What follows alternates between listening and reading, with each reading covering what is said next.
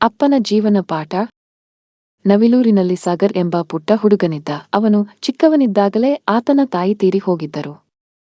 ಸಾಗರ್ ತಂದೆ ಹನುಮನಿಗೆ ಮಗನನ್ನು ಸಾಕಲು ಕಷ್ಟವಾದರೂ ಆತನಿಗೆ ಏನೂ ತೊಂದರೆ ಆಗದ ಹಾಗೆ ನೋಡಿಕೊಳ್ಳುತ್ತಿದ್ದರು. ಇರುವ ಒಬ್ಬ ಮಗನನ್ನು ಚೆನ್ನಾಗಿ ಓದಿಸಬೇಕೆಂಬ ಆಸೆಯಿಂದ ಪಟ್ಟಣಕ್ಕೆ ಬಂದು ಒಂದು ಖಾಸಗಿ ಶಾಲೆಗೆ ಸೇರಿಸಿದ್ದರು. ಒಮ್ಮೆ ಸಾಗರ್ನ ತಂದೆಗೆ ಇದ್ದಕ್ಕಿದ್ದ ಹಾಗೆ ಹುಷಾರು ತಪ್ಪಿತು. ಅದಕ್ಕಾಗಿ ಆತ ಅಪ್ಪನನ್ನು ನೋಡಿಕೊಳ್ಳಲು ಶಾಲೆಗೆ 3 ದಿನ ರಜೆ ಹಾಕಿದ. ಅದೇ ಸಮಯದಲ್ಲಿ ಅವನಿಗೆ ಪರೀಕ್ಷೆಗಳು ಹತ್ತಿರದಲ್ಲಿದ್ದವು. ಅವನಿಗೆ ಯಾರೂ ಸಹ ಹಿಂದಿನ ತರಗತಿಯಲ್ಲಿ ನಡೆದ ಪಾಠಗಳ ನೋಟ್ ಪುಸ್ತಕ ಕೊಡಲಿಲ್ಲ.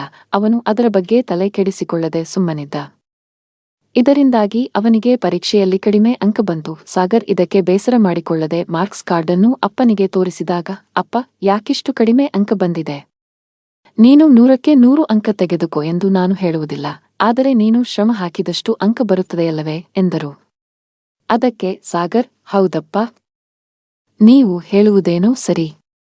ಆದರೆ ನಿಮಗೆ ಹುಷಾರಿಲ್ಲದ ಸಮಯದಲ್ಲಿ ನಾನು ರಜೆ ಹಾಕಿದ್ದೇನಲ್ಲ, ಅಂದು ನಡೆದ ಪಾಠದ ನೋಟ್ ಪುಸ್ತಕವನ್ನು ನನಗೆ ಯಾರೂ ನೀಡಲಿಲ್ಲ, ನಾನೇನು ಮಾಡ್ಲಿ ಎಂದ.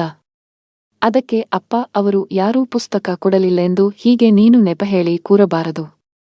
ನಿಮ್ಮ ಟೀಚರ್ಗೆ ಹೇಳಿ ಅವರಿಂದ ಹೇಳಿಸಿ ಪಡೆಯಬಹುದಿತ್ತಲ್ವಾ? ಟೀಚರ್ಗೆ ಕೇಳಲು ಭಯವಾದರೆ ನನ್ನನ್ನು ಕೇಳಬಹುದಿತ್ತು.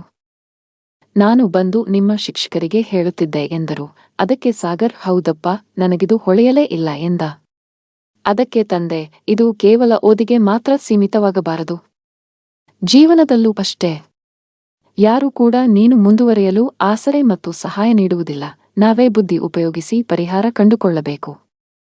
ಈ ಮಾತನ್ನು ಯಾವಾಗಲೂ ನೆನಪಿಟ್ಟುಕೋ ಎಂದರು. ಸಾಗರ್ ಅಂದಿನಿಂದ ನೆಪ ಹೇಳಿ ತಪ್ಪಿಸಿಕೊಳ್ಳುವುದನ್ನು ಬಿಟ್ಟು ಜಾಣ ವಿದ್ಯಾರ್ಥಿಯಾದ.